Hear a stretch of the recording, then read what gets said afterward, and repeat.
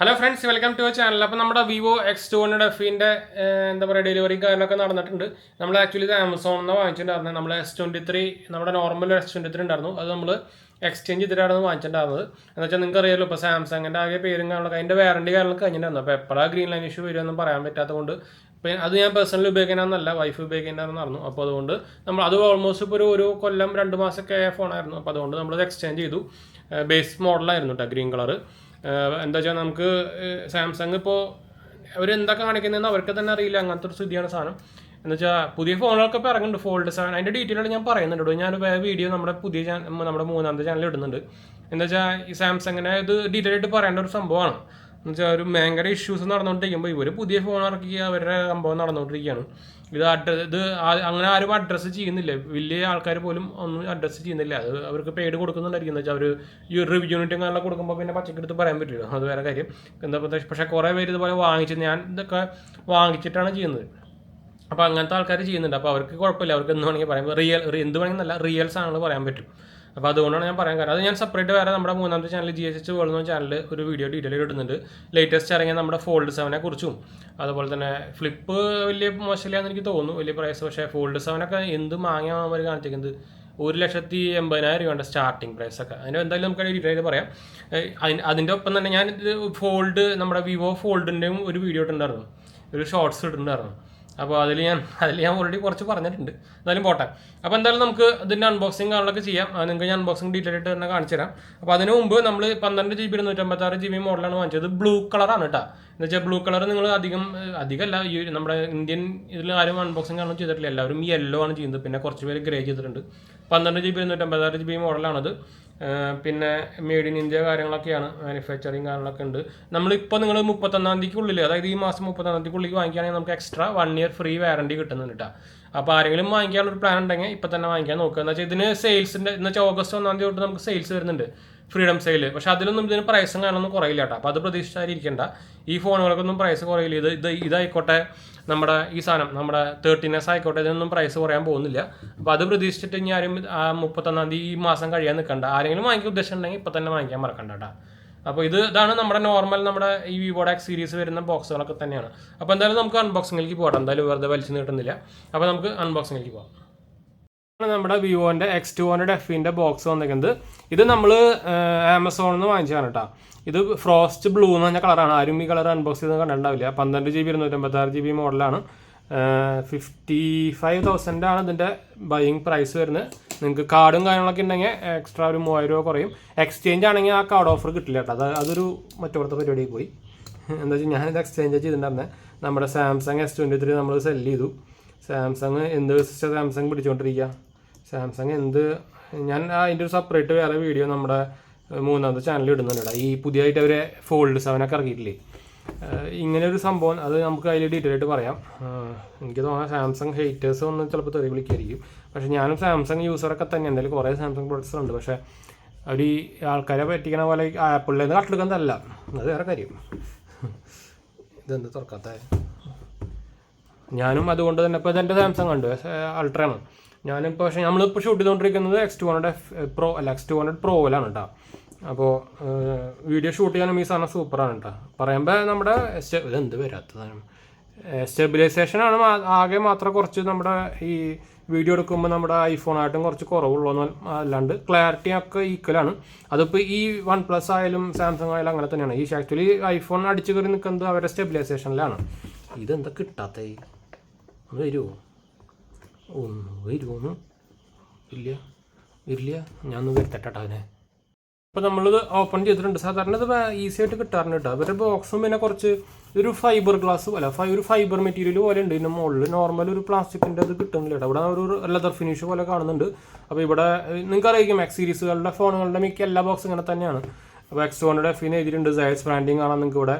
പിന്നെ ഇതെന്താ അതിൻ്റെ വേരിയൻ്റ് ഉണ്ട്, 12 GB 256 GB വേരിയൻ്റ്. പിന്നെ അതിൻ്റെ സീല് പിന്നെ ഒന്നുമില്ല, പ്ലെയിൻ ബ്ലാക്ക് തന്നെയാണ്.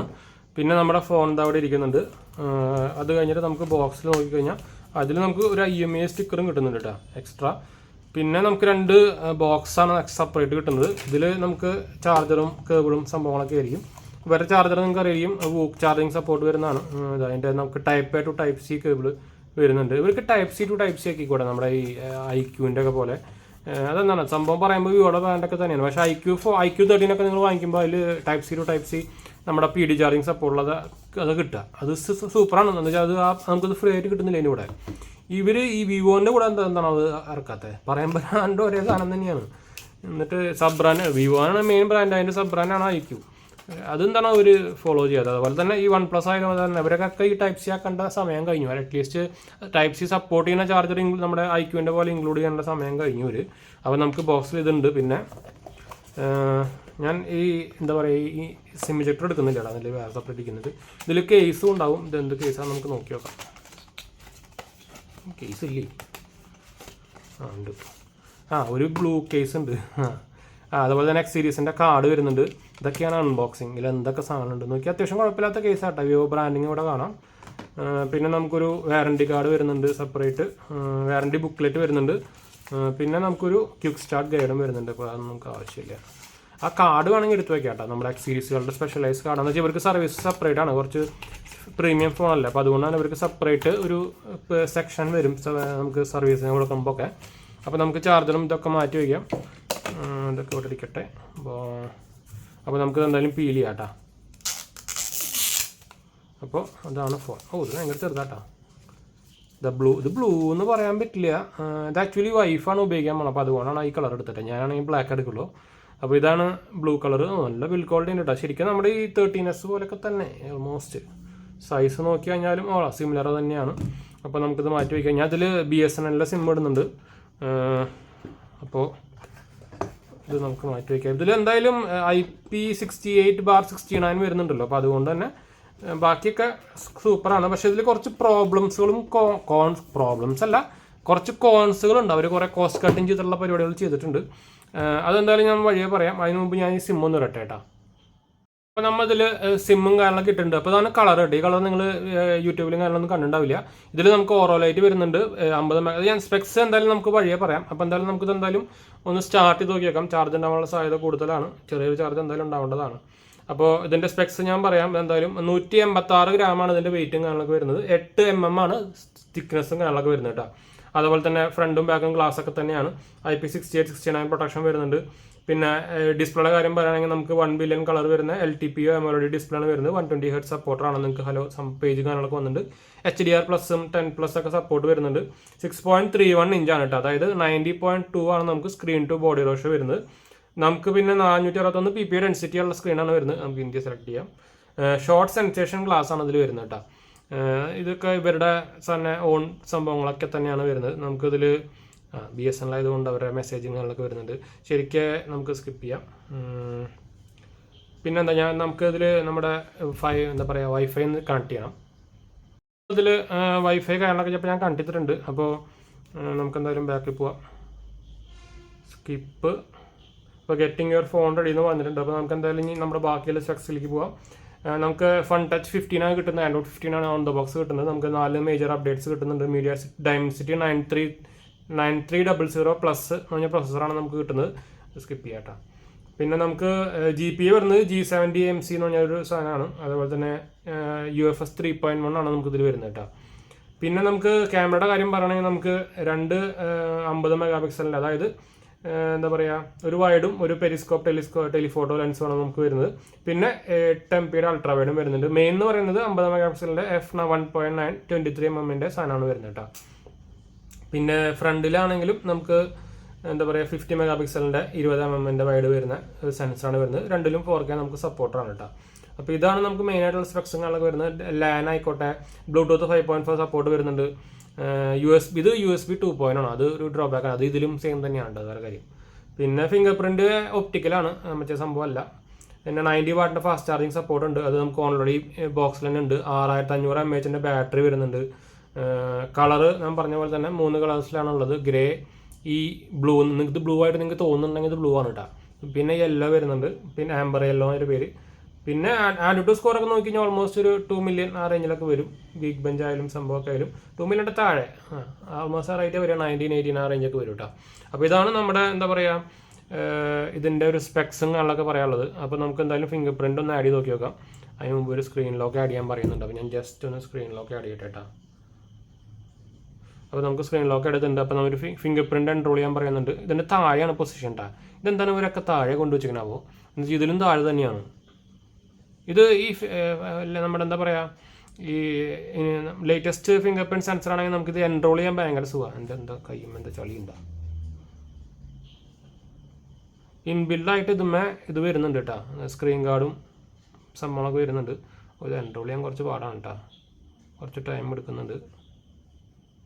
അത് ആഡ് ചെയ്തിട്ടുണ്ട്. പിന്നെന്താ ബാക്കിയൊക്കെ പിന്നെ പോട്ടെ. ഗൂഗിൾ സർവീസിൻ്റെ കാര്യങ്ങൾ വരുന്നുണ്ട്. അപ്പോൾ നമ്മളിത് ജസ്റ്റ് ഒന്ന് കാണിക്കണമെന്ന് മാത്രമേ ഉള്ളൂ. ഇനീഷ്യൽ എന്താ പറയുക സെറ്റപ്പ് കാര്യങ്ങളൊക്കെ ഡിഫോൾട്ട് നമുക്ക് എന്തായാലും ഗൂഗിൾ തന്നെയാണ് കണ്ടോ.